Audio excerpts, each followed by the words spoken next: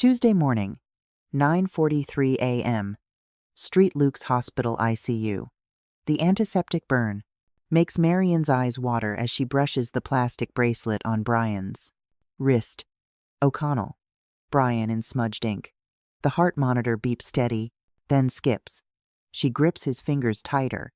The shift change bell echoes down the hall, marking time that suddenly matters too much. Through the close, sealed window, someone's car door slams in the visitor lot. Normal life continuing while hers stops. The hand sanitizer dispenser by the door catches her eye, its pump sticky from overuse, and she thinks absurdly about asking someone to fix it. Brian would have noticed that kind of thing, would have mentioned it to make the nurses laugh. But Brian's not noticing anything anymore. "Brian, I'm here. I won't leave." The words come out cracked. She's said them every morning for 3 weeks. But today the nurse moves differently, checking charts with that particular slowness. The blue privacy curtain rattles on its metal rings as another nurse pulls it halfway, giving them a pocket of space that feels both too small and too vast. The monitor's rhythm changes again. Green lines that have become as familiar as her own handwriting now stutter across the black screen. She reaches for the hand sanitizer pump by the door, sticky from overuse, and the alcohol sting fills her nostrils again. It's something to do with her hands, while her mind refuses to process what her eyes see. "Okay, one thing at a time. Just one." She whispers it like a prayer, the same words she used when teaching Brian to tie his shoes 32 years ago. Her thumb traces circles on his palm, that old, nervous habit from when he was small and scared of thunderstorms. The bed wheels squeak as a technician adjusts something everyone moves with practiced efficiency, but their eyes avoid hers. The AC vent rattles overhead, pushing cold air that raises goosebumps along her arms. Can I keep this?" She points to the bracelet. The nurse, young enough to be her daughter, nods quickly. "Of course, Mrs. O'Connell, take your time." But time is exactly what they don't have. The monitor hiccups again, each beep spacing further apart like a conversation, trailing into silence. Marion's own heartbeat pounds in her ears, racing against the slowing electronic rhythm. Her body knows what her mind won't accept. The machine steadies into a different sound. Not the familiar beep, but a dainty, sustained tone that fills the room like water. "It's okay, baby, you can go." The words tear from her throat. She leans down, presses her lips to his forehead. His skin is still warm, still him, but something essential has shifted. The room expands around them, too big suddenly, as if the walls have pulled back to accommodate this enormous absence about to unfold. Time of death, 9:47 a.m. The doctor's voice is gentle, but firm, marking the moment with clinical precision. Someone switches off the monitor, and the silence that follows is deafening, not empty. Silence, full silence, packed with 35 years of conversations they'll never have, Sunday dinners that won't happen, grandchildren who I won't know his laugh. "I'm still here, always here." She says it to the dame, air where his breath should be. Her shoulders cave inward like a closing door. The young nurse steps forward, begins the quiet choreography of, after disconnecting tubes, removing leads with practiced gentleness. Each small action feels monumental. The IV bag still drips, not knowing it's no longer needed. The blue curtain gets pulled fully around them, now, creating a thin fabric boundary between before and after. Through it, Marion can hear the ICU continuing, other monitors beeping, families murmuring, life persisting with obscene normalcy. Her fingers work at the plastic bracelet, carefully sliding it off Brian's wrist. The edges have left a faint indentation in his skin. She tucks the bracelet into her sweater pocket, where it sits against her ribs like a second heartbeat. The nurse brings a chair vinyl that squeaks when Marion sits. She doesn't want to sit, doesn't want to do anything that acknowledges This is real, but her legs won't hold her anymore. Mrs. O'Connell, take all the time you need, but what she needs is for time to reverse, to flow backward to 3 weeks ago, when Brian was complaining about the great and hospital coffee and making the nurses laugh. Instead, she sits beside this profound stillness that used to be her son, her hand still holding his, warmth already beginning to fade. She leans her forehead against the bed rail, the cold metal pressing into her skin. Breathe. Just breathe. The instruction is for herself, though she's not sure her lungs remember how. The antiseptic smell has become part of her now, saturated into her clothes and hair. She'll smell it for days, maybe weeks. Through the thin curtain, she hears another family arriving, voices bright with desperate hope. She remembers that tone she had it 3 weeks ago. Her thumb still rests on Brian's palm, feeling for a pulse that isn't there. Muscle memory, maternal instinct. Call it what you want, her body hasn't caught up to this new reality. The vastness of loss opens beneath her like a chasm. Every future moment will be divided. Before Brian, after Brian. Every holiday, every spring morning, every piece of good news she'll want to share with someone who isn't there. The shift change bell rings again. Time moving forward whether she participates or not. The bracelet in her pocket feels heavier than it should. This tiny piece of plastic that's now the last thing that touched him while he was alive. Heffing asfin it through the sweater fabric, holding on. She glances at the wall clock, 10:15 a.m. The morning is still happening. Outside these walls. I should. The house. Check the house. The words come from nowhere. Some practical part of her brain trying to build a bridge to whatever comes next. Brian's house, with its mortgage papers and insurance forms, its kitchen that probably still smells like the coffee he made 3 weeks ago. There will be things to handle, papers to sort, a life to close down properly. She stands slowly, legs unsteady, the bracelet pressing against her ribs with each breath. Morning light slices through the blinds, landing crooked across the pressed kitchen counter. The fridge hums steady, louder than her own breath.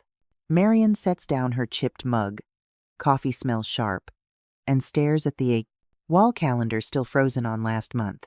For a second she doesn't move, just counting beats in her chest, caught in the stillness. Okay, start here, she mutters. One thing at a time.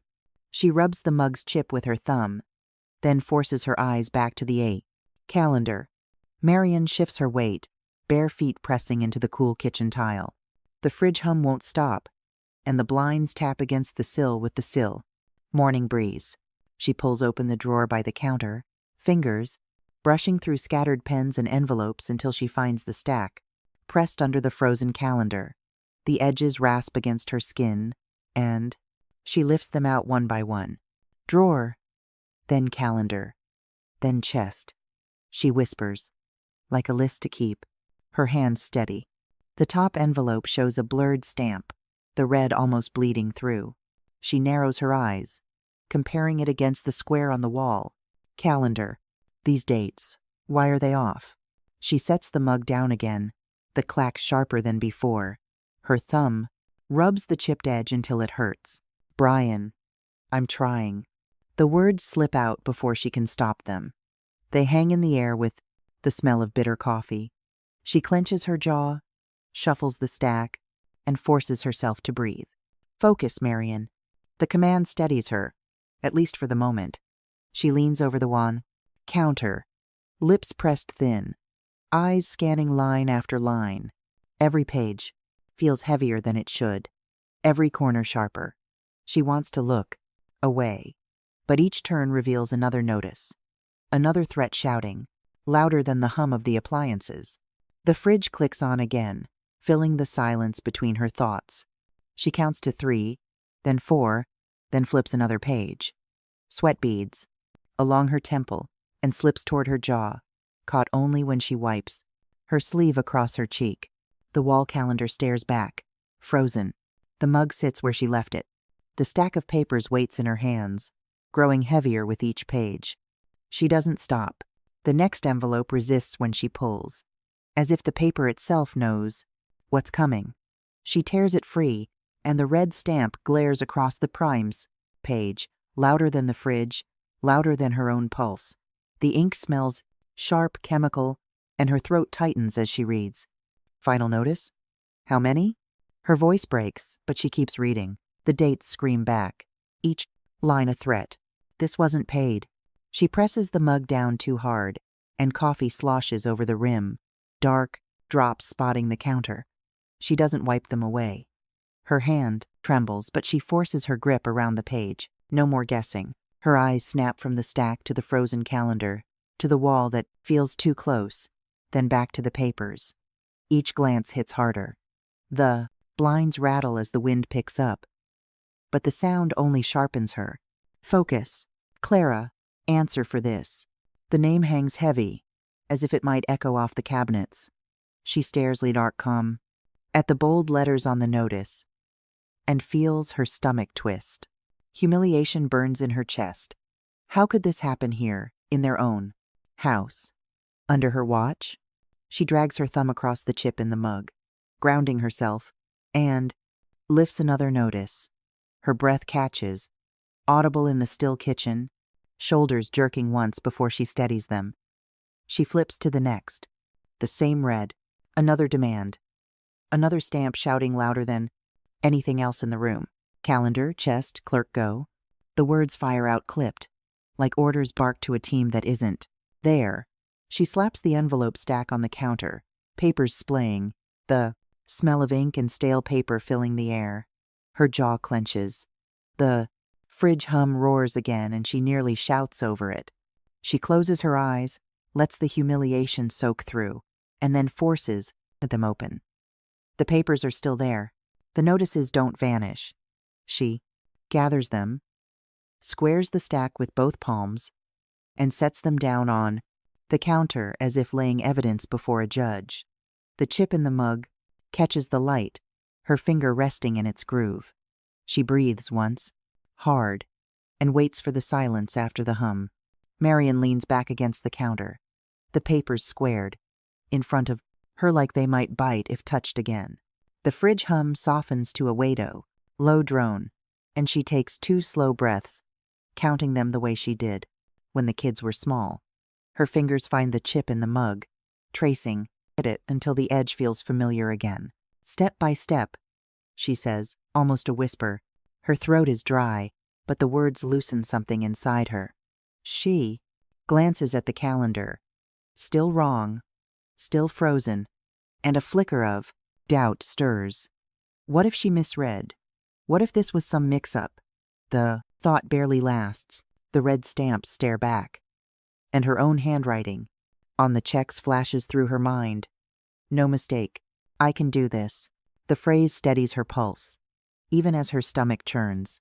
She gathers the stack again, sets the mug beside it, and lets her palm rest flat on the counter. The cool surface grounds her. The humiliation lingers, but it no longer knocks her off balance. She has a list now, a plan forming, in the rhythm of her own voice.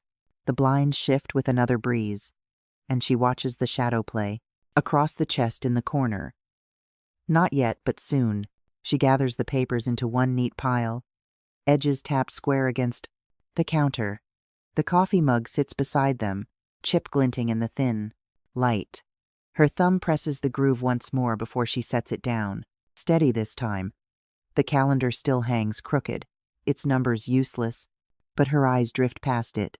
The cedar chest waits in the corner, grain dark, shadowed by the blinds. She lingers on it, shoulders drawn back, as if bracing for the weight she knows is inside. Cheddar Kest next. The words land firm. Final. She breathes once, and the hum of the fridge folds into silence. Noon light stripes the den. The house holds its breath. Marion sets down an aret, her chipped mug, and rests a palm on the cedar chest. Okay, one thing at a time, she whispers, and lifts the lid. The hinges creak. Cedar air rises, Dust hangs like waiting.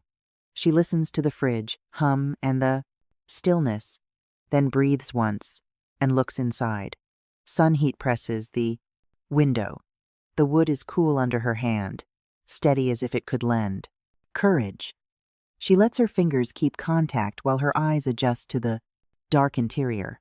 Paper smell drifts up, old and dry. Marion lifts a bundle of overdue mortgage notices, red stamps slashed across the pages. The ink glares. The dates stack like stones in her chest. She drags a finger along the tacket, edge and flinches when it bites. Start with what's here, she says, pressing the stack flat and aligning the corners until they obey. Beneath it, a lopsided HOA packet. The staple snags her skin when she pries it free. HO letters. Why unopened? The sheets list late fees, meetings missed, and tidy threats written like a smile. She leans close. The paper smells of dust and stale ink. These dates don't fit. She compares envelopes, postmarks, signatures. The months don't line up with the stories she remembers. A ping vibrates the desk. Mrs. Wilson checking in with a simple, "You okay?" Marion exhales and taps a reply without quotes or ceremony, promising she will be, and that she needs to verify. The tiny bubble feels like a hand on her shoulder without trying to steer her. She swallows coffee. The chipped mug warms her grip, then clacks softly on wood when she sets it down. She lays envelopes in a line, then another line, building lanes of trouble. Numbers repeat. Penalties swell. The wording darkens while the font stays polite. She notes which addresses match, and which don't, which signatures curve, and which are printed hard. She underlines a due date with her nail, then another. Clara's brittle laugh. The public. Gloss tries to float up, but Marion lets it pass like a commercial on the quote, mute. She glances at the wall calendar stuck on last month. The frozen squares make her jaw tighten. She watches them for a beat, then returns to the chest, breath measured, suspicion hardening into a task list. Her hand slides under the last pile and finds something slick. She lifts a spa brochure, glossy and perfumed. It glows even in the dim den, ridiculous beside the dull envelopes. The cedar smell loses ground. The paper's perfume is sweet and fake, a mask sitting on top of debt. The page weight is thicker than the notices, like it expects attention. Her jaw tightens. Spa? While the notices piled up. She spreads the brochure beside the debts so they touch.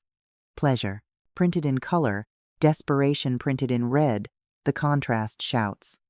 She raises her phone and squares the edges. Dates, amounts, names, line them up. She zooms on totals, then on due dates. The camera grabs what the eye might forgive. She angles the light to catch the glare, to make the rudin, red stamps flare, then nudges each sheet a hair, so the border's red, straight in the frame. Click. Got you. Click. This goes to the clerk. Click. No more guessing. Click again. Her voice steadies. Her hands do not shake.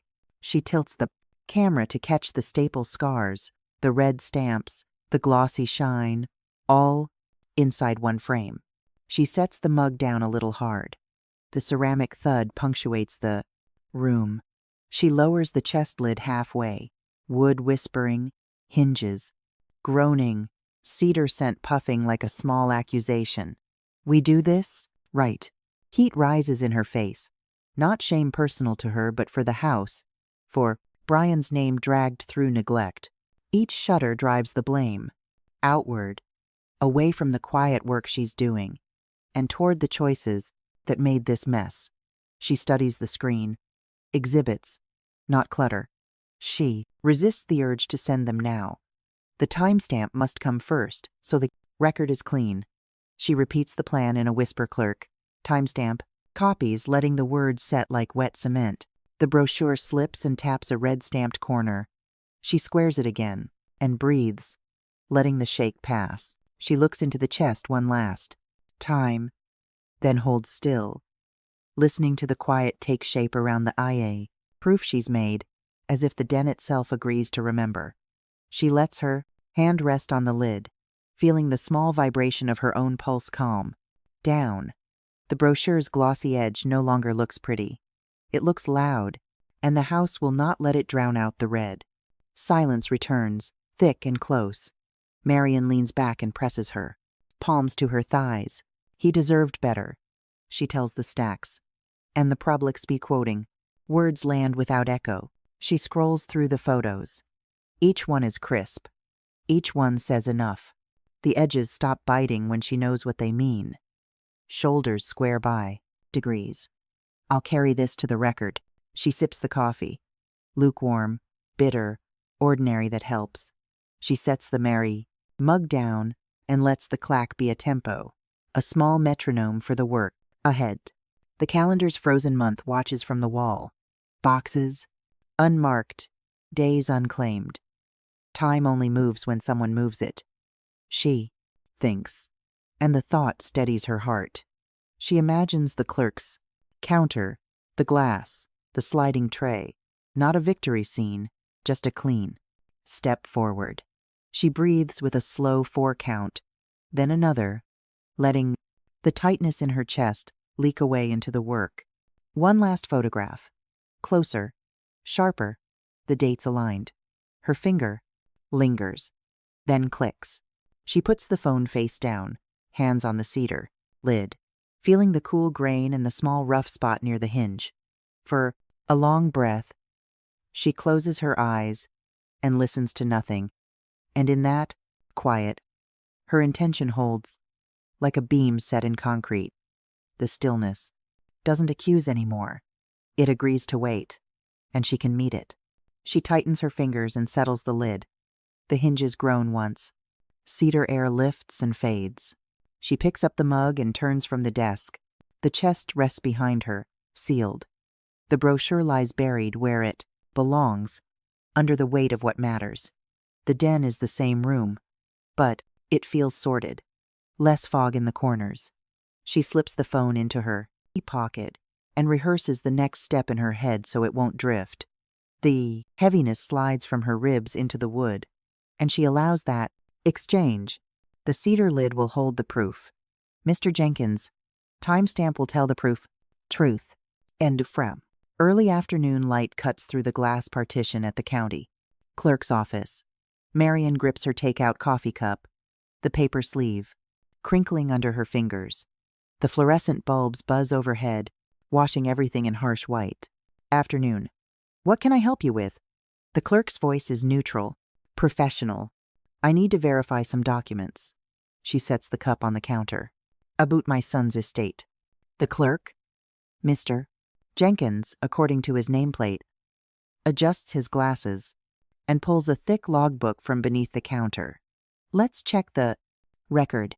Marian slides the folder through the pass-through slot. Her shoulders pull back slightly as she watches him flip through the pages. The office printer behind him whirs to life, a mechanical rhythm that fills the silence. These signatures. She leans forward, pointing through the glass. When were they notarized? Mr. Jenkins runs his finger down the page, then reaches for the notary. Stamp on his desk. April 18th. The stamp comes down with a heavy thud. Here's the stamp. The date hangs in the air between them. April 18th. The numbers burn into her mind like the red stamps on those overdue notices. She grips the counter edge, knuckles whitening. But Brian was in the ICU on April 18th. The words come out, sharp, crystalline with realization. The clerk's procedural mask slips for just a moment. He looks up from the logbook, meeting her eyes directly. I see. His pen hovers over the quote page. We'll need to document this discrepancy. The printer continues its steady churning behind him. Page after page begins to emerge, each one warm to the touch as he gathers them. The toner smell grows sharp in the small space. Can you print everything? Marian's voice gains urgency. Every transfer, every date, we'll timestamp each one. Give me a moment. He turns to his computer, fingers moving with practiced efficiency across the keyboard. The printer picks up speed, spitting out numbers in neat rows. April 15, April 18, April 22. Each date a piece of evidence, each timestamp a small betrayal. The manila folder on the counter begins to thicken as he slides papers into it. The brass fastener catches the light. Fresh bank transfer printouts slide through the slot, still warm from the printer. Marian spreads them across the counter, her fingers tracing the columns of numbers. The amounts are staggering, 5,000 here, 8,000 there, all flowing out while Brian lay dying. "Ma'am, these are significant irregularities." Mr. Jenkins' voice has shifted from procedural to grave. How significant? Though she already knows. The evidence spreads before her like a map of betrayal. He taps one printout with his pen. This transfer here, same day as the notarization, the one that supposedly has your son's signature. Her jaw tightens. The fluorescent lights overhead seem to intensify, throwing every detail into sharp relief. The clerk continues pulling C's records, his movements growing more deliberate with each revelation. There's more. He slides another set of papers through. The insurance, beneficiary changes, also dated during his hospitalization. The stack grows. Each page adds weight to what she suspected but couldn't prove. The dates don't lie. Brian couldn't sign from his ICU bed. Couldn't authorize transfers while machines kept him breathing. The betrayal crystallizes with documentary precision. This deed amendment. Mr. Jenkins points to another document, adding, Clara O'Connell as primary owner. Notarized April 20th. April 20th. 2 days after Brian went on the ventilator. Marian's purpladia. Hand moves to her coffee cup, gripping it for stability.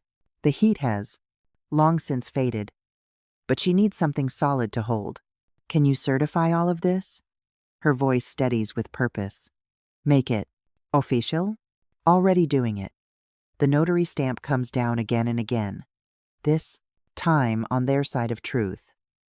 Each thud marks another piece of evidence, authenticated, another brick in the wall she's building.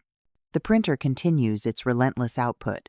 More transfers, more unauthorized changes, more proof accumulating in the manila folder that's now bulging with papers.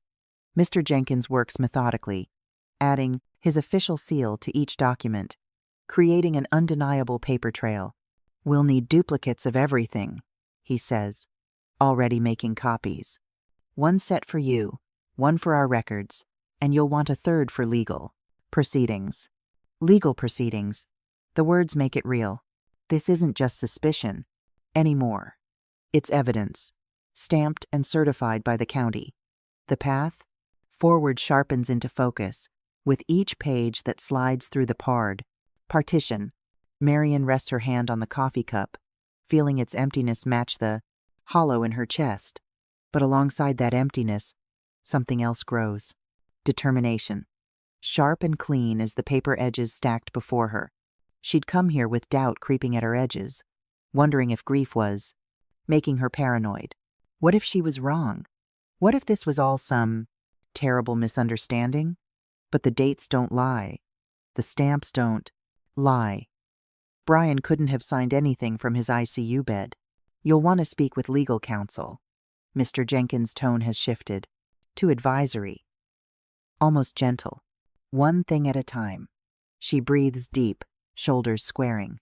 "First, I need copies." He nods, understanding in his eyes. How many others have stood at this counter, discovering betrayal in black and white? The clerk moves with practiced compassion, organizing the papers into clear labeled sections: transfers, insurance, deed amendments. Each category its own small catastrophe, but manageable now that it's named and filed. She watches him work, her mind already moving ahead. These papers are just the beginning. There will be emails to compile, more evidence to gather, but she's no longer fumbling in the dark of her grief-struck kitchen. The path forward has edges now, boundaries defined by timestamps and official seals. The reflection in the glass partition shows a woman transformed, no longer just a grieving mother, but someone with a mission. The Exhaustion is still there in the lines of her face, but beneath it, something harder has emerged. Mr. Jenkins slides the completed packet through the partition. One final time. 3 copies, each one sealed and certified. Everything's time-stamped and verified. Marian tucks the manila folders under her arm, their weight both burden and weapon. The brass fasteners glint in the afternoon light streaming through the window. Thank you. She pauses at the counter, meeting his eyes. I know what to do next. He nods once, already turning to help the next person in line. But she catches his final words, quiet but clear. Good luck, ma'am. She pushes through the glass door into the afternoon Sunday email and insurance files await. The coffee cup goes in the trash. She doesn't need it anymore. Night falls heavy over the kitchen, the lamp throwing a warm circle across the cluttered table. Marian scrolls through the email thread, the screen glow washing her face pale, while a deed packet begins to form in a neat pile at her elbow. The hum of the fridge steadies the silence, louder than her own breath. She sips from her chipped mug, tasting coffee gone cold.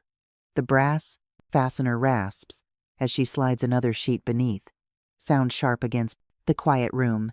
Mr. Harris leans closer, his glasses slipping low as he studies a signature under the lamp's glow. His voice is steady, like a lesson given in the old-school hallway. Let's line up dates. Marian pushes the stack of printouts forward, her finger resting on the Telementake highlighted lines. Please check the signatures here.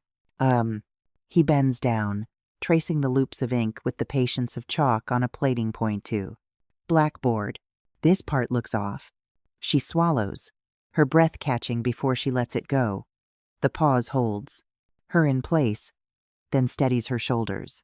The hum of the lamp fills the room. The smell of ink cuts through the mirin, leftover coffee. Outside, a car hisses down the street, the faint sound of a neighbor's dog barking once before fading. She marks a row with her highlighter, the squeak loud in the silence. The bank transfer amounts line up against the glowing timestamps on her laptop. The warm paper smudges beneath her fingers as she presses down. The mug clacks against the table when she sets it aside. Her hands return to the deed packet, the manila folder stiff but familiar. We file what we can prove, she says softly. Mr. Harris nods, narrowing his eyes as if testing her resolve. The steady tick of his watch slips into the background, marking time while she builds. The stamp pad waits at her elbow. She breathes the ink, sharper than a coffee, grounding her. She thumbs the brass fastener, jaw loosening as though releasing an invisible knot. These 2 amounts same day, she adds, sliding a sheet closer. Brian squints, tapping the margin. And same hand? Not quite. She leans back a fraction, then shifts forward again, unable to leave. The papers alone. The rhythm of sorting, stacking, checking has its own gravity, pulling her deeper. Every sheet adds weight. Dates, transfers, signatures, each settles into order. The dominoes line up, waiting for the push that will turn evidence into judgment. The printer hums alive, spitting out another transfer record. Marian pulls the page free, its warmth clinging to her fingertips. She lays it beside the glowing email screen, her eyes flicking from timestamp to timestamp. Transfers match the email timestamps, she says, her voice firmer than before. Brian leans in, adjusting the sheet with a slow tap of his finger. Initials differ from the originals. She opens the deed packet, the brass clip rasping loud. The notarized change lands here. She presses the stamp down, the thump echoing across tile and cupboard doors. The silence after stretches long, broken only by the buzz of the lamp. The papers glow like teeth bared in the yellow light. Present it plainly, Brian instructs. Marian exhales, shoulders sagging. Tomorrow we show it no spin. Still, she pulls one more sheet forward, tapping the date. Look here. The transfer clears only hours after the email. He nods slowly, the teacher's cadence wrapped in his quiet reply. It leaves no room for doubt. She flips another page, pressing her finger against a signature. Compare this. The flourish here, it doesn't match. Brian adjusts his glasses. Forgery isn't shouted. It whispers. Right here. And, she adds, almost under her breath. Even the spacing betrays the hand. The lamp hum deepens, warmth pressing faintly against her skin, as though the light itself were listening. The sequence holds now. Transfers, emails, notarized stamp, deed packet, a story too tight to deny. Her fingers linger on the stack, the paper, edges rough but certain. She freezes, grief catching her chest. The truth is crueler than she expected. Betrayal laid in black ink. The dates sting, sharp as a slap.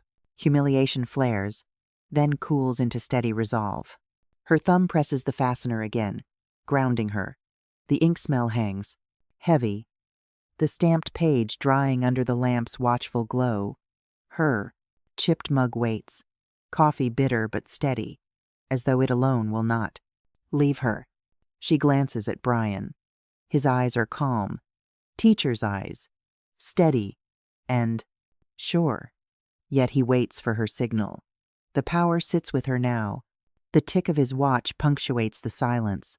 We'll be ready, she whispers, more to herself than him. Shock burns in her chest, but she lets it harden into motion. Every sheet, every mark is not just evidence. It is a path forward, laid out in her own hands. She squares the papers into a perfect stack, edges crisp, corners aligned under her palm. The brass fastener squeaks faintly as she presses down, sealing the pile. Her voice is a whisper, but steady. Brian, I'm still moving. End of trapped. The kitchen hums around her. Fridge, motorcycling, lamp buzzing, faint. Outside traffic. She lifts her mug for the last sip, grimacing at the Renan. Bitter cold coffee, then sets it down with a clack. Her thoughts wobble. Asterisk. What did I miss? Did I check every signature? Every date? Asterisk. The doubt presses her lungs, stopping breath, but she draws. In air again, pushing through. Brian leans back, satisfied now, his part done. The work rests with her. She touches the packet, sliding it forward an inch, then pulling it back, like testing the ground before a step. The steady tick of his watch is the only reply. The sting of betrayal remains, yet steadies into purpose. The humiliation softens into something else, resolve lined with grief but not broken by it. The watch keeps time she cannot bargain with, every tick pulling her closer to daylight. She closes her eyes for a moment. She sees fluorescent court lights, smells citrus cleaner, feels the weight of tomorrow pressing, heavy, but not shapeless. One step at a time, she murmurs, not just to Brian, but to herself. The papers sit in their tidy square, the deed packet resting like a sealed promise. The lamplight carves sharp edges across the stack. The smell of ink lingers, heavy and permanent. She hears the faint tick of the watch again, metallic and calm, a rhythm steadier than her own heart. She leans back, eyes closing for a moment, letting the hum of the fridge and the buzz of the lamp knit into a single low note. After court, I need to see the neighborhood. The words settle, neither hope nor fear, just the next step waiting. The stack remains untouched, brass fastener firm. Tomorrow is court. Evening settles over the barbecue, smoke curling from the grill and drifting toward the hedges. Paper plates sag with grease. Kids run, circles through the yard, and a radio pops between static and song. Marion stands near the fence, arms tight, as Clara lifts her wine glass, rim stained red. The laugh that follows is too sharp, too loud, pulling eyes. Clara, Marion calls, steady but low. People can see. Her voice falls against the hum of the yard. She steps forward, flimsy plate warming her hand, grease freckles shining under the porch glow. Clara leans back, smiling wide as though nothing touches her. Mrs. Wilson, perched on a folding chair, narrows, her eyes jaw set. Smoke and sugared wine mix heavy in the air. Marion counts breaths 1, 2 before speaking again. It's not what it looks like, Clara says, tilting the glass, but not. Setting it down. Marion steadies her tone. The notices say otherwise. Mrs. Wilson leans forward, sharp. Honey, dates don't lie. Clara forces a laugh. You don't know our bills. And the words sting sharper than smoke. Marion presses. Where are the insurance forms? Clara looks down, voice clipped. Not here. A breeze rattles napkins, toppling a paper cup. Marion wonders if she's cruel, raising this in public. Yet the red-stamped packet scratches at memory paper rasping, ink shouting late. Kids keep darting, shoes slapping. Radio sputters into another song. Neighbors hold ribs and beans. Plates bending, pretending not to listen. Mrs. Wilson's purse strap squeaks as her grip tightens. Clara swirls the wine again, sugared scent rising, rim catching porch, light like a warning sign. The sweetness cloys, sticking in Marion's throat. The gap widens public cheer, stretched thin over private rec. Marion feels it tear, knows it will split wide before the night closes. The air goes rigid. Marion steps closer, voice harder. Clara, answer? The question. I said not here. Clara snaps, thinner now. Her eyes flick to lawn. Chairs. Couples frozen mid-bite. Mrs. Wilson shakes her head, voice level. We all saw the wine. Clara's laugh cracks, brittle as glass. The rim flashes red, echoing. Overdue stamps piled high at home. Marion presses her palm flat against denim, then releases, then presses again. Tomorrow, she says, careful. The clerk's records. Clara hisses. Don't make a scene. But the scene is alive. Chatter thins. Plates hover. Smoke folds bitter. Into Marion's throat. Sour like the wine.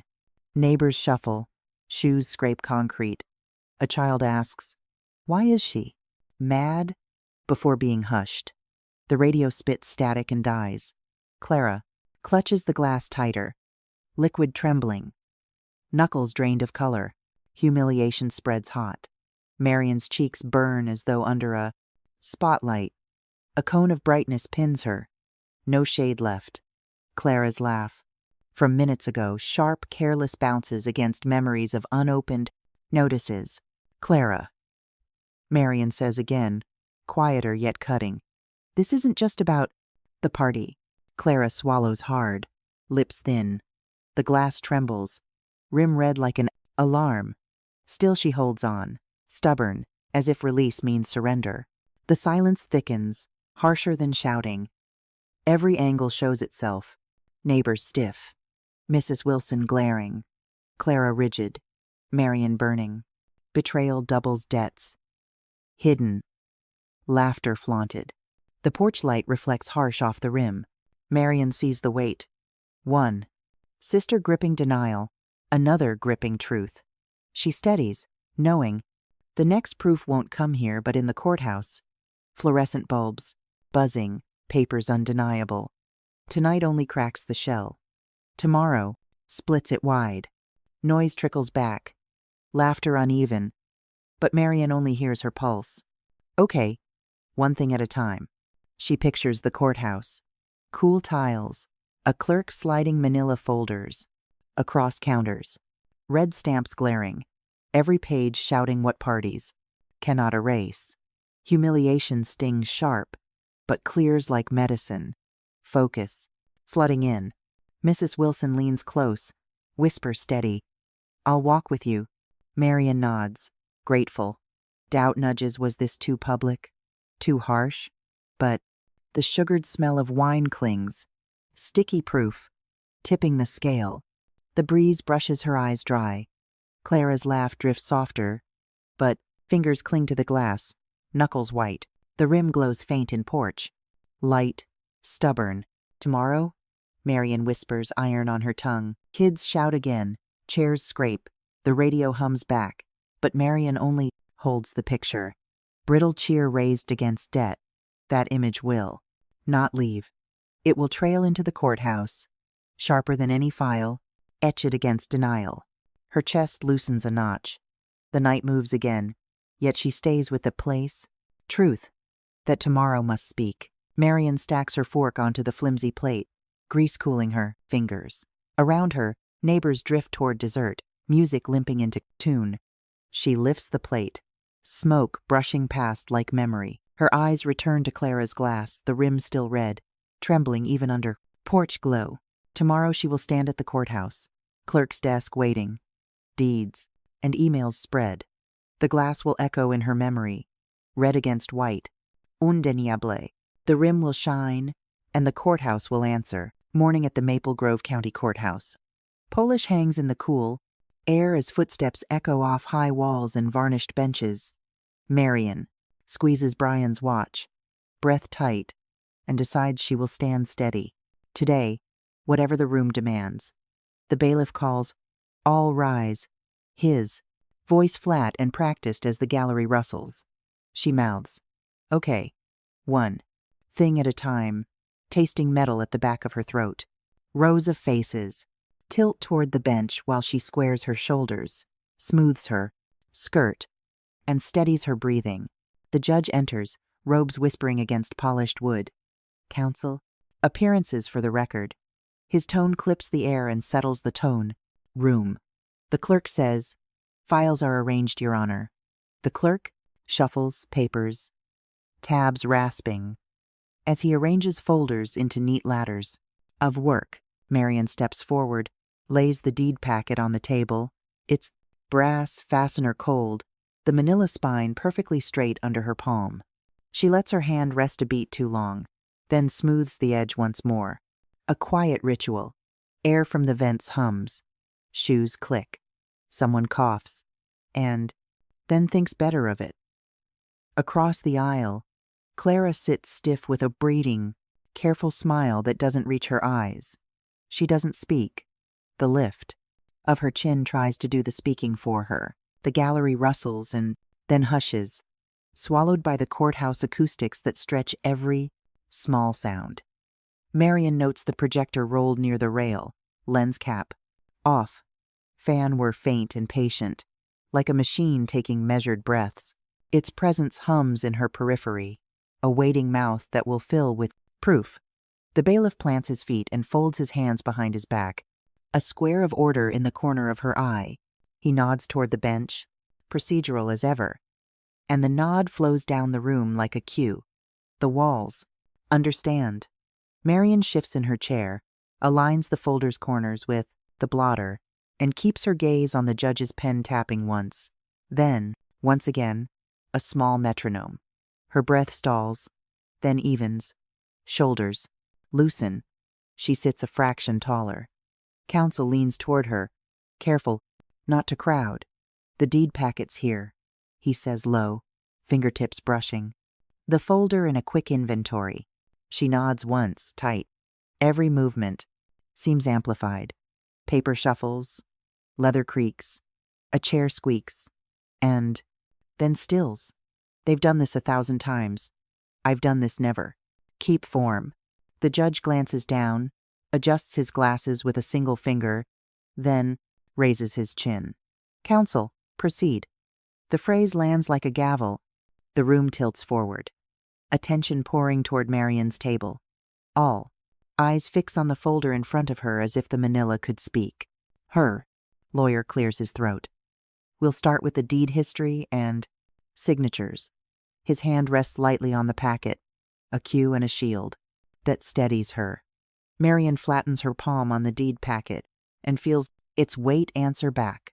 Ordinary paper with the gravity of a brick. Clara interrupts. Brittle. "Can we not?" Her voice cracks on the dash and draws a ripple of glances. The judge doesn't flinch. "You'll have your turn." The words cut short any protest and seal the air again. The gallery murmurs, then stills under the bailiff's glance. A soft clamp on the room. Marian breathes shallow, the ticking under her thumb loud as a kitchen timer in a quiet house. She aims her voice at her lawyer. "I'm ready." The words surprise her and also feel overdue, like a door finally opening. Shoulders square, jaw unlocks. She presses the packet an inch forward so the brass fastener catches a line of light. The Moment stretches, her resolve set out with the evidence, her son's legacy pressed into view for strangers. They're all looking. Good. Let them see the papers. Not me. The judge taps his pen once. A tiny sound that reads like permission. Counsel continues. This packet shows the chain of title, notarized signatures, and current filing dates. Each word lands with weight and pulls the room another step toward the screen. Marion breathes again, slow in, slower out, and the watch ticking steadies to match her lungs. Across the aisle, Clara's careful smile falters, then reassembles, thinner. Her eyes track the packet as if the corners might move by themselves. A coat sleeve rustles. Someone clears. A throat. The ceiling lights hum. On the bench, the gavel sits quiet and polished, a sleeping threat. Marion keeps her palm in place and lets the zeminitude moment work. The public gaze feels like a scale she did not agree to step on, yet she stands there anyway, balancing truth against rumor. Counsel lifts the first page a half-inch, enough for the tabs and dates to show, and the paper rasp is sharp as a match being struck. Noise dulls at the edges. Marion's gaze drops to the watch resting beneath her hand. Its tick leaks into her chest, steadies her breath, and makes a little pocket of air inside the pressure. She inhales, closes her eyes for half a beat, opens them to the simple facts in front of her. This room is bigger than my breath. Hold the watch. Stand. Her. Lawyer leans close enough that she catches the starch in his shirt. Deep breath. We've got sequence. We're ready. The whisper folds into her ear, calm against the gallery's buzz, and lands like a promise. She can borrow for a minute. She nods, almost imperceptible, letting the closing words settle like ballast in a small boat. Across the aisle, Clara sits, unmoving now, the practiced smile gone flat. Her gaze sticks to the plastic packet open on the table. A flicker of loss crosses her face and then is chrysanthinated. Hidden, quick as a candle flame smothered. Marion doesn't rise to it. She keeps still, thumb circling the cool glass of the watch, finding the same spot again and again, until her shoulders remember how to be level. Every sound sharpens. The fan whir of the projector, the faint scrape of a chair leg, the tap of the judge's pen, 3 beats in a row. They're in teacher, all looking. Let the evidence speak. Keep steady. Tick, tick. The bailiff calls, lights down, and the overhead glare softens as he reaches for the switches. The room dims in a slow inhale, blurring the Texas-an edges of faces while polished wood drinks the light and the gallery falls into a hush that feels almost courteous. The projector's fan hum, swells, warm and steady, and dust floats through the blooming cone, as if the air itself were turning visible. Marion straightens, palm firm on the deed packet, while the gavel sits quiet and certain on the bench. The packet steadies under her palm as the screen wakes. The projection begins. Late morning in Maple Grove County Courthouse. Tension rides the polish-scented air as shoes echo. All rise, the bailiff says, and the lights drop to a cone of dusted white. The judge settles, clipped and calm. Dust swirls, motes hanging in the radiant beam. Marion sets her coffee cup. The lid hisses. The projector hum, rises, steady as held breath. The cone catches faces and stills them. Marion blinks, steadies her thumb on the remote. The room braces for proof. Waiting. The first email thread flares onto the screen. Its subject line, repeating like a drumbeat. Murmurs rise and blend, a nervous rustle that crawls across the benches. The bailiff cuts it with one word. Silence.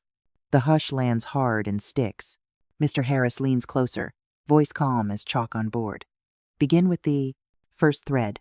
Marion nods once. Okay. One thing at a time. She presses the remote. The fan hum thickens, dust flickers through the cone, and the room seems to breathe with the machine. Mr. Jenkins clears his throat. Timestamps align with the docket. The judge's pen taps twice, then rests. A small metronome that sets the pace. A second email glows, white light swallowing edges of the room. Marion's jaw slackens when the date appears. She ignores her cup. Steam curls under the lid and fogs her glasses for a heartbeat. Mrs. Wilson leans forward, whisper warm and steady. "Honey, that's the date we called." The sentence lands like a weight on the table. Clara shifts, throat tight, words blocked at the door. Another click, another email. The subject line drums again, unkind in its sameness. Marion counts silently. 1, 2, 3. She clicks forward and feels the bench behind her tighten. Whispers swell, brittle, pressing against order. The bailiff barks. "Order!" The crowd flattens back into the wooden seats. A cough starts, and dees. The courthouse air grows hotter. The fan hum louder, steady as a small engine. Marion steadies her thumb, presses again, watches timestamps, march in tidy rows. She looks to the judge. His eyes narrow. His pen stays still. The record settles. Rumor leaks away and drains somewhere they cannot see. By the 5th email, the gallery leans forward, restless. Each repetition hammers. Marion exhales, jaw loose, heart sinking with the projector's pulse. She thinks, let the light do the work. Then she presses again, and the screen answers. Bright and cold. Enlarge that email. The judge orders. Clipped and final. The cone widens. A dry blast of heat on Marion's face. White light floods Clara, pinning her to the table like a specimen under glass. Marion speaks without decoration. This subject line repeated 3 days. Straight. The words are plain, and the plainness is the point. Mrs. Wilson nods once. "Honey, that's the call we made." Her voice has no wobble. It drives truth deeper. Mr. Harris adds, cadence sharpened by years of classrooms. "I remember that signature." There is no wiggle left in the sentence. Clara blurts, voice thin. "Can we stop the projection?" Her throat works. The nervous laugh she used to throw like confetti stays trapped. The judge's eyes harden. "No. Continue." 2 clipped words carry more weight. Then a gavel. Marion clicks. The next email floods the wall, larger and harsher. The projector humdrones, a steady engine, heat radiates, warming her palm. Through the remote, whispers surge again, and the bailiff slices them down without raising his voice. Silence slams shut like a door. Clara blinks rapidly, eyes raw from glare. Her hands clutch the table. Knuckles pale, the tendons tight. Marion breathes, counts 3. Click. Another subject line blooms. Relentless rhythm. The judge leans forward. Pen taps once, twice, then still. Marion follows that stillness with a line of her own, in a voice just above a calm whisper. It's not rumor now. It's the record. The sentence lands with the weight of a ledger. The benches creak as people lean closer. Cloth whispers. A shoe scuffs, and then holds. Eyes fix on Clara, light drenching her face until nowhere remains to hide. Marion presses again. Slide after slide piles up. Repetition like hammer. Strokes. Dates. Subject lines. Times. Attachment names. Each one locks. Tighter. A lid turning against soft resistance. Clara's shoulders hunch. A swallow. No denial follows, only breath. The glow exposes her. The room stiff with silence that dares no one to move. Marion steadies herself with each beat. The hum, the glare, the silence converge into a single pressure. She feels the cone include her, too, every face held in the same bright square. The light holds, and the judge gives one more nod to continue. Marion clicks, and the screen answers. Bright as noon, cold as an invoice. Nobody wants to read.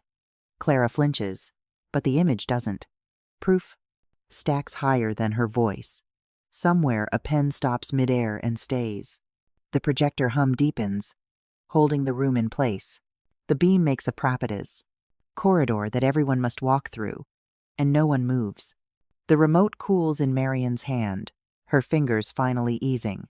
The beam keeps burning forward, a steady ribbon of light laid across the room. This room wants facts. Let the light do the work. Breathe.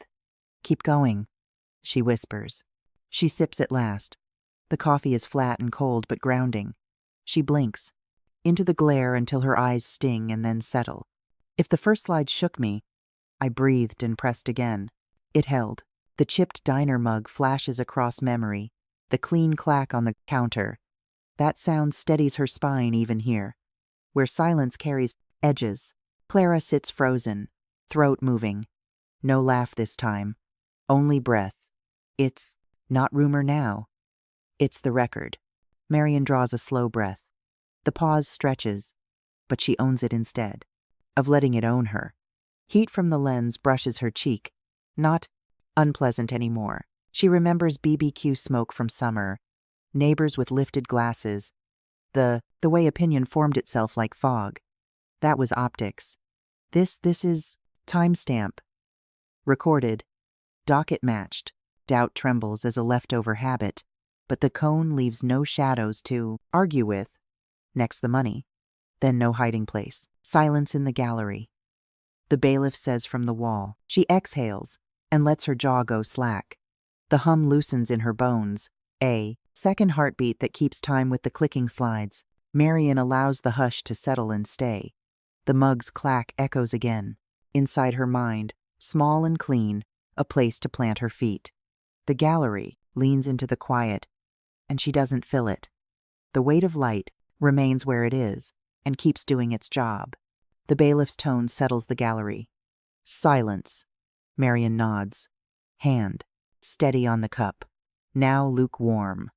The projector's hum slows, soft as cooling breath, and the dust in the cone drifts without hurry. The judge leans forward and scans faces.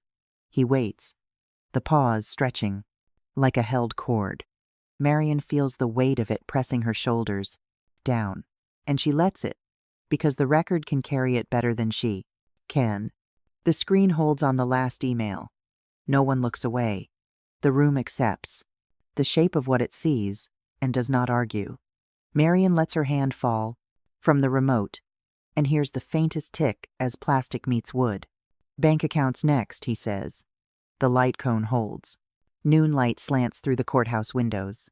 The polish on the Everage benches smells faintly sweet over the tang of toner. Marion's nerves are tight. The judge taps his pen once, looks down, and says, "Counsel, proceed." "Your Honor, bank transfers first." A projector hums, casting bank transfers and insurance forms across the wall. Marion steadies the deed packet on her lap, the brass fastener cold under her thumb. An empty coffee cup hides under the bench, lid bent. The lawyer aligns his papers and points to the screen as the cone sharpens, black numbers breathing across plaster. Marion's breath catches. The packet in her lap digs into her palms. A cough pops from the gallery, followed by a quick shoe scrape, then stillness. "Marion, hold there," the lawyer whispers. The bailiff lowers the dimmer. Lights down. The room hushes, broken only by the projector's steady hum and the soft shuffle of sleeves. The first slide lingers. Dates and account. Titles. A highlight circles a transfer that sits too close to a hospital bill. He switches to the insurance forms without fuss. The header stark, the boxes neat. The signature field waiting like a blank stare. "Clara, look at line 12. Clara sits rigid, jaw set, eyes flicking sideways, to the gallery and back. Her hands knot, then flatten against her skirt. The judge intervenes, voice even. "Answer directly." His pen taps once, twice, 3 times, then lies quiet. The gallery leans forward, then rocks back as if a tide has pressed the benches and let go. Marion feels her shoulders pinch, each tap like a countdown she cannot stop. The projector flickers. An enlarged policy number blooms on the wall. All, tidy type and airy margins. The insurance form hovers above the courtroom like a poster for a story nobody wants to read. The lawyer keeps it plain. Dates, premiums, overlaps, nothing more. Marion hears. The fan's whir stretch out like a long breath. She presses harder on the U. Deed packet. Feeling the brass fastener under her thumb, cool against the heat in her skin. Her mouth is dry. A chair squeals somewhere near the back, then bites off. The smell of varnish rides the warm air. A narrow draft creeps along the floor and chills her ankles. Everything feels braced, pulled tight toward what must come next. The lawyer steps forward, voice carrying cleanly through the cone. Policy number? He does not glance at Marion. The question lands heavy and public. Clara exhales, then stumbles. It's the recent one. Her voice is thin, more breath than sound. The lawyer points to the date. These premiums overlap ICU. His words hit like nails spaced by a calm hand. The judge lifts his chin, weighing, measuring. The record is clear. His pen rests flat on the bench. From the gallery comes a rustle, then two quick whispers the bailiff slices down with a look. Gallery, quiet. Silence settles, broad and heavy. Marion feels her, pulse knocking under her jaw. The deed packet cuts against her palm, a sharp corner under the pad of her thumb. Okay, one thing at a time. She breathes, barely there. It steadies her just enough to look up. Clara's shoulders draw tight. Her eyes flit left, right, then snag on, the giant box of the policy filling the wall. The projector's light brightens, then holds, as if the machine itself were insisting on the view. Marion watches the brittle smile gather and crack across Clara's face. It collapses into a swallow that seems to echo in the hush. The room feels thin, like the air forgot how to hold warmth. The galleries. Attention moves as one animal, head to head, breath to breath. The lawyer says nothing more. The silence is a tool now. Clara's lips tremble. The next word won't form. The judge reaches for the gavel, and time seems to hang on the lift. A wooden crack detonates clean, final. The echo skims the walls once, twice, then dies. Heads jerk, shoulders tighten, then stillness. Marion flinches but holds. The packet steadies. Her hands, the manila warm now from her grip. Humiliation ripples out, from Clara and away from Marion, and she feels that reversal as a heat under her ribs. The sound of the gavel rings in her chest, a strange blend of relief and raw ache. She keeps her eyes on the packet as if it anchors her in moving water. A breath she did not know she held leaves, in a thin thread. Under the bailiff's stern look, the gallery surrenders its noise and sits with the proof. The landing is public, and it is irreversible. Now, the bailiff signals, and the projector fades. The fan softens to a stop. A faint click lands in the quiet. Dust lifts and turns inside a bar of sunlight that cuts the benches. Marion's shoulders sag. She loosens her grip, thumb still brushing the packet's edge. Contact without pressure. It no longer cuts, but the touch steadies her. Behind her, Mrs. Wilson leans forward, a whisper close to Marion's ear. "Honey, breathe." Marion nods, lips barely moving. "I'm here." The two words settle her. Heartbeat, not fast, not slow, workable. Her mind replays the beats in order. The pen's tap, Clara's falter, the wooden crack that made the room jump. Each picture brings a small wobble, as if her balance might fail if she stares too long. Yet the deed packet steadies her again. Simple and solid. It carries more than paper now. It carries what was taken and what may be rebuilt. Around her, shoes scrape, voices slide, low along the walls, unsure whether to celebrate or to look away. The Tatiana bailiff raises a hand and calls for order, though the moment has already passed. Marian breathes again, deeper. She feels both hollow and braced, victory limned with loss she cannot yet name. The courthouse holds the calm, weight like a patient building, and she lets herself lean a little into its stillness. Chairs scrape as bodies stand. The bailiff calls, "All rise." The echo of the gavel still lingers, faint in the wood grain, and in Marian's chest. She gathers the deed packet against her ribs and finds her breath steadying. The gallery parts, murmurs thinning to a hush that feels almost respectful. She turns toward the aisle, steps measured, the manila warm under her palm. Outside the doorway waits the hallway and a quieter air. A fluorescent buzz leaks in from that corridor like a low note. Someone coughs. A shoe scuffs. The room exhales. She tightens her. Hold. The deed packet will go with her. The hallway will take the next breath. The afternoon hallway of the courthouse is cooler than she expects. A draft slipping through the tall glass panels. Marble walls carry back every sound, though the projector's hum has gone silent now. Marian lingers at the threshold, fingertips brushing stone polished by years of hands.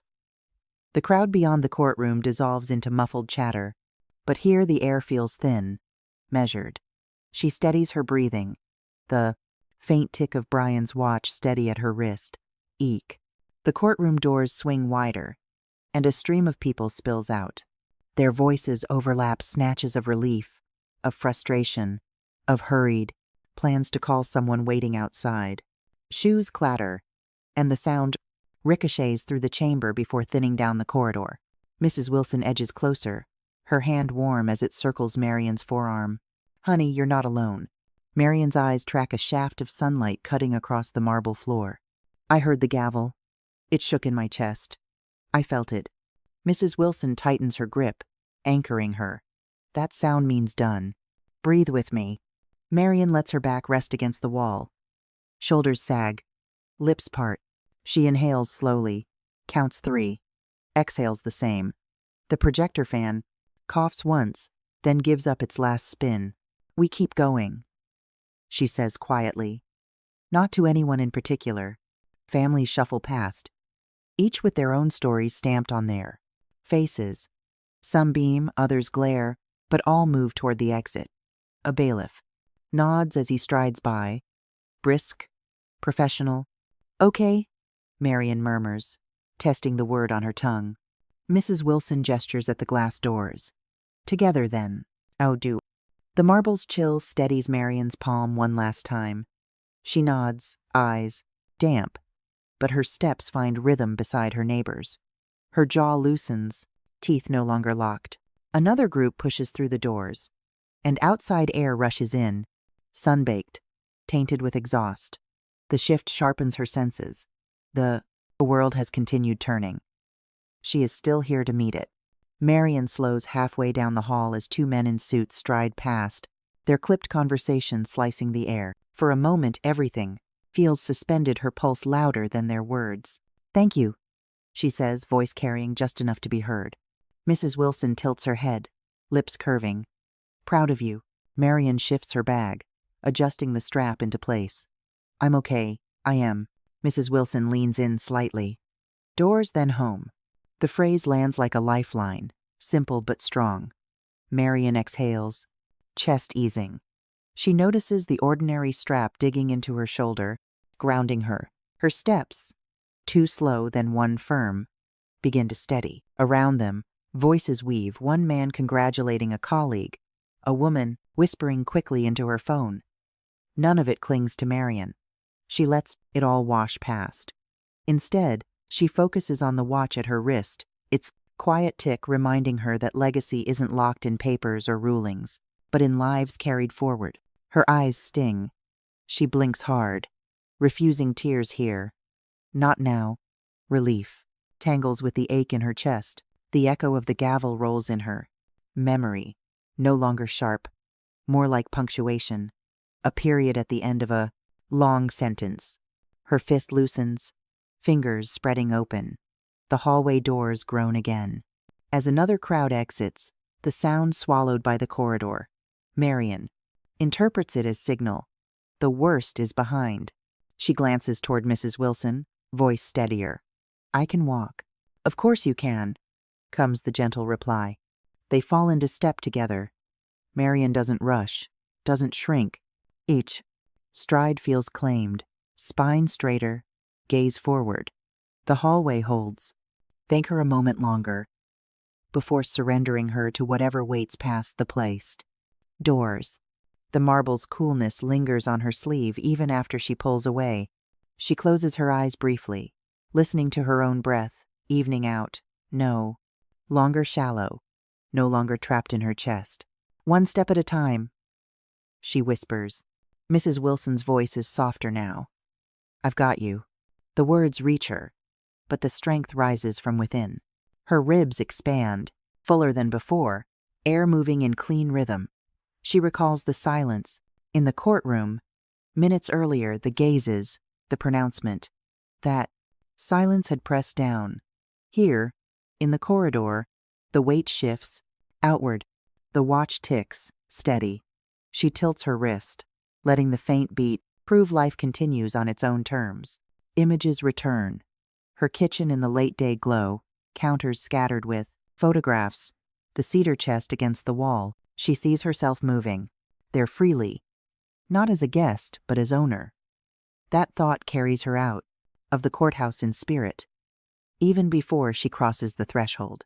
Behind her, voices dull. Ahead, the glass doors blaze with sunlight. Slices of gold cut across the floor, pulling her forward. Her breath steadies once more, shoulders square. For the first time all day, she feels tall, and she steps toward the light. She halts at the glass doors. The metal frame is warm beneath her, fingertips, the glass smudged from countless hands. Beyond, cars roll, past, horns distant, but sunlight glows steady on the pavement. She inhales the outside air as it seeps through the crack when the door opens briefly for others. It smells of dust, heat, and possibility. Home, Marian says, not loud but final. The watch ticks in rhythm. The hallway behind fades into silence. Her hand presses forward. She pushes into the day. Afternoon sun slants across the kitchen counter. The house is quiet, except for the low hum of the fridge. Marian steadies herself with a breath. Fingers brushing the stopped calendar on the wall. She whispers, Okay, one thing at a time. The words are plain, steady, the same ones she's leaned on for weeks. She smooths the curled page, presses the tack firm. Dust motes float in the stripe of light. The chipped diner mug waits near the sink, still carrying the faint ghost of coffee. This is her space again, even if it trembles at the edges. Marian gathers the stack of overdue notices from the counter. The paper rasp grates as she folds them once, twice, and slides them into the worn file box. Notices go in the box, she murmurs. She sets the lid tight, pushes the box against the wall.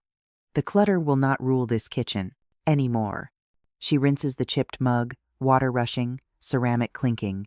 She sets it on the rack upside down, towel draped over the handle. For a moment, her hand pauses midair. Then she folds the towel neatly. Calendars, current, good. A faint burst of laughter drifts in through the open window. Mrs. Wilson's voice, carried from across the street. Marian answers without, raising her tone. Mrs. Wilson, I'm okay. She wants it true. The phone buzzes against the counter, sharp against the hush. She presses a palm on the deed packet. Steady. Not now, she says. She chooses the kitchen over the call. Her hands keep moving. Sponge skimming the counter, drops drying into small rings of light. The lemon soap smell mixes with paper dust. She pulls open a drawer, aligns the silverware, shuts it with a clean click. Done with that too. Each act builds a rhythm.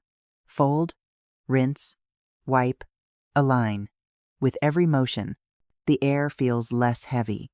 The kitchen starts to sound like her again. The kitchen, small clinks and taps of order being restored. She clears the counter until only the essentials remain. The photo frame leans within reach. Marian lifts it carefully, wiping her thumb along the glass until the glare softens. The picture stares back at her, Brian, smiling, eyes alive. Her chest tightens, but her jaw unclenches as she sets the photo down flat. Beside it, she places the deed packet, manila stiff, brass fastener cold, beneath her fingertips. She lets her hand linger on it, breath catching. Photo here, deed here, she says aloud. She moves her thumb to the watch, warm against her skin from being worn earlier. The tick is steady, louder now in the silence. Brian, I've got it. Her voice rises, firmer than before. This is my kitchen. The words are plain but heavy, pulling the weight of years into one line. Shoulders drop, hair spine straightens. She exhales hard. Done. Then softer, one syllable that holds everything. Home. She doesn't sit. Not yet. She leans both hands flat on the counter, palms pressing the cool laminate, grounding herself. Her eyes track from photo to deed to watch, triangulating proof. No more shadows here, she whispers. Her throat tightens, but she refuses tears. She straightens the frame until it stands upright, edges square. The deed packet rests beside it, no longer threatening, just paper under her control. The watch ticks, steady, almost syncing with her pulse. The air feels charged, the way it does right before a storm breaks, except this storm breaks inward, leaving calm. Marian nods once, as if confirming to someone unseen. I've claimed it. The kitchen answers in silence, but it is hers. Her breath settles into rhythm with the watch's tick. The house feels less hollow, like it has finally taken her back. She glances at the common calendar, the tack holding firm, the page lying flat. Doubts rise and fade. Will it slip again? Will she lose grip? But the line of sunlight and the framed photo answer her. She runs her fingers once more along the counter's edge. Shoulders loosen, muscles long knotted, slowly yielding. Thank you, she whispers, not sure if it's to the house, to Brian, or to herself. The chipped mug stands ready for tomorrow. Clean, waiting for coffee. She'll brew on her own terms. The smell of soap still lingers, faint but reassuring. She lowers herself into the chair by the window. The wood creaks, familiar, not accusing. She sits for a full minute, hands folded, listening to the ordinary hush of home. Outside, Mrs. Wilson's laughter drifts again, lighter this time, as if carried to remind her she's not alone in the world. Tomorrow, the library, Marian says, voice clear enough to plant the plant. Plan in the air. She knows it's not just about the library. It's the first outward step after weeks of inward battles. She places the watch back on the counter, beside the photo and deed. The tick steadies her, filling the space where silence used to ache. The calendar waits, steady and square, no longer curling. A faint breeze stirs the curtains, carrying soap and sunlight through the room. The watch stays. Tomorrow begins at the library. Evening settles over the library, the air cool with the faint smell of paper. Marian slides into the back table, pen steady in her hand. A stack of forms waiting. Her chest tightens, then steadies as she outlines the scholarship plan, a page at a time. Evening, Marian. Quiet table in the back. The librarian says with a nod. Thanks. Just need to outline one thing, she answers, tucking a strand of hair behind her ear, shoulders finally dropping. Back home, the kitchen feels hushed, the refrigerator hum rising and falling against the silence. A chair scrapes softly on the floor as she sits her back down. Pecan pie waits under its dome, the sugary smell a reminder of warmth, and beside it, a sweating glass of lemonade. She pauses, hand on the counter, breath drawing in slow. Okay, one thing at a time, she murmurs. Her phone buzzes once. A text, half-formed. Asterisk Mrs. Wilson. I'm drafting it. Asterisk. She smiles, erases, sets. The phone aside. The calendar page rustles as she flips it forward. Paper rasp breaking. The hush. The sound feels like time itself moving again. On the table, she lays the deed packet. Manila edges rough against her fingertips. She smooths the corners, aligning it neatly, then reaches for the framed photo of Brian. The glass reflects the kitchen light, edges cool as she steadies the frame. Take your time. The librarian's voice echoes faintly in her memory. The printer hums still in her ears. A reminder of work finished, not postponed. She exhales. She touches the edge of the photo, thumb brushing the wooden frame. Flash rises. Brian hunched at this same table, pencil tapping nervously, while studying. The memory pierces, but then softens, settling into place like the photo itself. The pie scent drifts again, pulling her into the room. She cuts a small slice, the fork scraping faint against the plate. A sip of lemonade follows, citrus sharp, cold on her tongue. Ordinary things, grounding, her in the moment. At the window, a faint voice carries in, "Honey, need a hand?" She glances but doesn't rise. Not yet. She steadies the photo against the photo packet, a cluster forming, but incomplete. Her hand hesitates, palm brushing against the smooth wood of the table.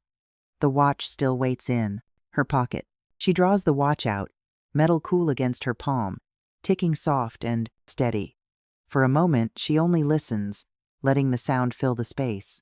The fridge hum fades, leaving the tick sharp, insistent, alive. Mr. Harris was right. The dates line up. She says aloud, voice firmer than she expected. She sets the watch beside the deed in the photo, the three objects anchoring the center of the table. The cluster feels weighty, undeniable. Brian, I kept my promise, she whispers, fingertips brushing the glass of the frame.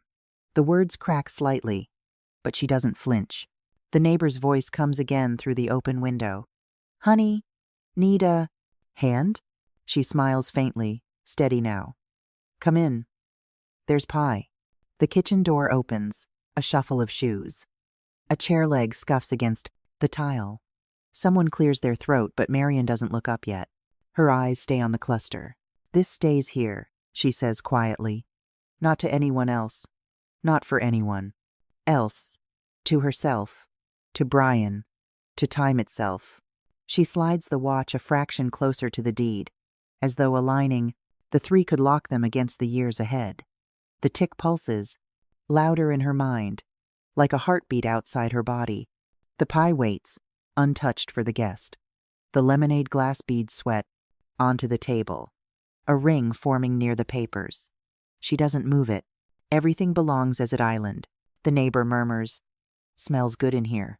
Marian answers, "Help yourself." Her tone is light, but her hand stays, resting flat near the watch, her anchor. Silence settles again, only broken by the faint tick, the scrape of a chair as someone else joins the room. But Marian holds the center. The deed packet, the photo, and the watch are her anchor, the apex of the watch evening, of the whole long fight. Her jaw unclenches, breath even now. Her hand rests flat on the table, near but not covering the watch. She doesn't need to hold it anymore. It will keep going. She closes her eyes, letting the watch tick carry her. The sound is small, almost fragile, yet it fills every corner. For a second, she wavers, fear edging in. What if she can't hold it all? What if the outline falters? Her shoulders rise, then fall. She steadies. The outline is written. The deed is here. The photo stares back steady. Agency is not a burst, but a hand on paper. A fork scrape. A page turned. "We keep going," she says, voice low but certain. The lemonade glass presses cold against her palm when she lifts it, condensation slipping over her fingers. She sets it down again, listening to the clock of the watch. "Listen," she whispers, and the tick answers. The pie's sweetness lingers on her tongue. The kitchen light warms the Wally. Wood table, casting long, slanted shadows. She leans back. Chair legs, squeaking faintly. The sound makes her smile. It's the same chair, Brian, once pushed back too hard, leaving a tiny mark in the floor. She glances. At that dent now, her lips tightening but not trembling. Her breath lengthens. The tension that once locked her chest has eased. Still present, but softer now, like a scar rather than an open wound. The hum of the fridge, the tick of the watch, the faint outside, voice all blend into one quiet rhythm. She draws the photo a little closer, aligning it with the deed and the watch.